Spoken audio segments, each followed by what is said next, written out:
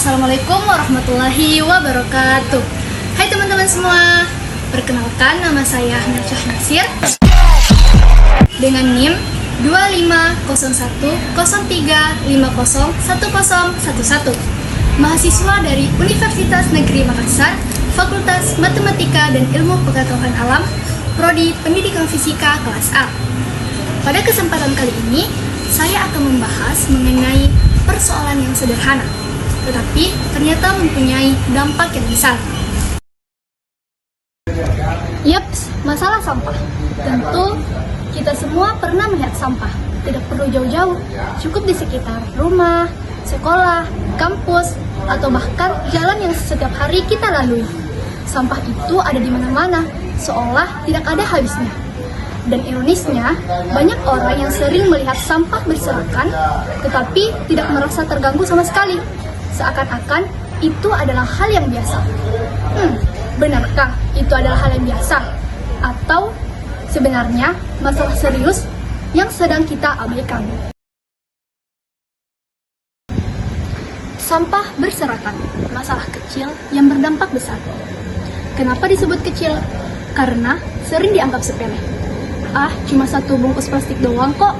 Atau cuma sekali buang di jalan kok. Nah, kalimat-kalimat seperti itu seringkali kita dengar, atau bahkan bisa jadi kita sebagai pelaku. Kenapa berdampak besar? Karena perilaku kecil itu ketika dilakukan oleh banyak orang setiap hari, maka akan menumpuk menjadi masalah yang jauh lebih besar. Itulah yang sedang terjadi sekarang.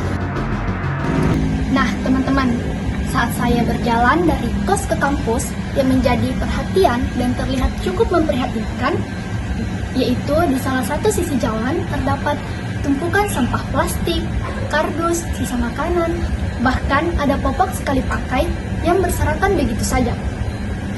Lokasi tersebut akhirnya seperti tempat pembuangan sementara yang tidak resmi. Tidak ada bak sampah, tidak ada penutup, dibiarkan terbuka berserakan begitu saja. Jika kita lihat lebih dekat, tumpukan sampah itu dapat menimbulkan berbagai banyak masalah sekaligus.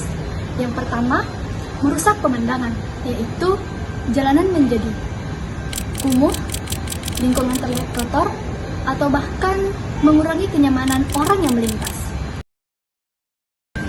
Kedua, menimbulkan bau tidak sedap. Aroma busuk dari sisa makanan mulai menyebar di sekitar, membuat orang enggan berlama-lama di sana. Ketiga, mengundang penyakit.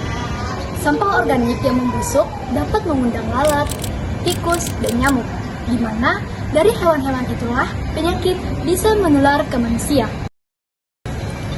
Keempat, menyumbat saluran air. Sampah plastik yang terbawa ke selokan membuat aliran air tersumbat. Saat hujan deras, banjir akan lebih mudah terjadi. Coba bayangkan, hanya karena kebiasaan membuang sampah sembarangan, tiba-tiba sebuah wilayah bisa dilanda banjir.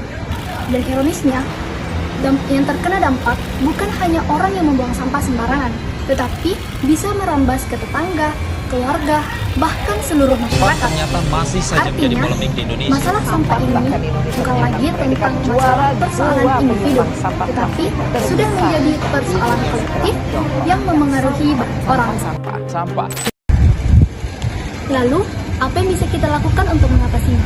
Jawabannya tentu tidak sederhana, tetapi kita bisa lakukan dengan langkah-langkah kecil yang nyata.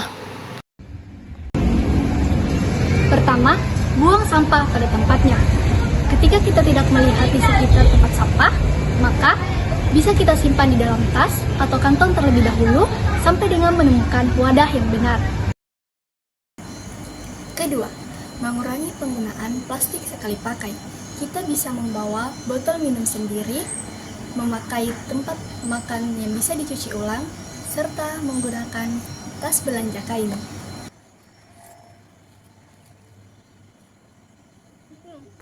Ketiga, manfaatkan kembali barang-barang yang bisa dipakai, seperti kardus yang bisa dijual, botol plastik yang bisa digunakan atau diubah menjadi sebuah kerajinan, dan juga sampah organik yang bisa dijadikan sebagai pupuk kompos untuk tanaman. Keempat, ikut serta dalam kegiatan gotong royong membersihkan lingkungan. Ini bukan hanya tentang kebersihan lingkungan, tetapi juga ada rasa kebersamaan. Dan yang kelima, berani menegur orang lain ketika membuang sampah sembarangan. Tidak usah marah atau menghakimi, cukup memberi contoh dan menegur dengan sopan. Harapan saya setelah ini, kita tidak lagi menganggap remeh sampah, tapi mulai menyadari bahwa menjaga lingkungan berarti menjaga kesehatan, kenyamanan, dan masa depan kita. Sekian dan terima kasih atas perhatian teman-teman. Jika ada salah kata mohon dimaafkan. Wabillahi taufiq wal hidayah. Wassalamualaikum warahmatullahi wabarakatuh.